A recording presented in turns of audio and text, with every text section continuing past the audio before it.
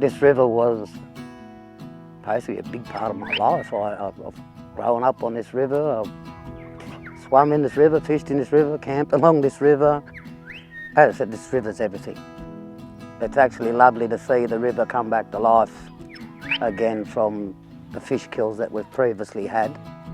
The Darling-Baaka River Health Project was established in 2023, and it's monitoring the river health of the Darling-Baaka to assess how it's recovering post-flood, which was a flood that occurred in 2023, and also to have a look at the condition of the river itself, looking at the water quality and a bunch of biological indicators, so that we can establish what sections of the river might be healthier than others, so that we can prioritise our management actions.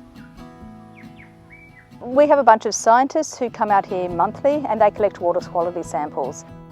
We've got 35 sites up and down the river from Wilcannia all the way down to Wentworth and including the Anna branch. So we're looking for things like nutrients and algae and the amount of oxygen within the water column. The other things that we're doing out here is also looking at biological indicators, bacteria, zooplankton, macroinvertebrates, so tiny little water bugs that live within the water column. We're doing some fish surveys and also doing some DNA surveys that will look for things like water birds, reptiles, and also obviously detect smaller animals within the water column. When we're looking at river health, we're assessing 6 main indicators. We look at hydrodynamic stress, we look at geomorphology, which is the shape of the river. We look at biodiversity condition, so how healthy are these animals that live in the water. We look at the water quality, we look at catchment disturbance, and we look at riparian vegetation, so that vegetation that lives up and down the river banks. And we merge them all together to get an overall view of how healthy the river is at particular locations. What the biological sampling does is that these animals live in the water all the time, so they give you a good indication of what the water quality is like at the majority of the time. The SmartBuoy network allows us to get information in real time, monitoring the oxygen levels and the temperature levels within the water column.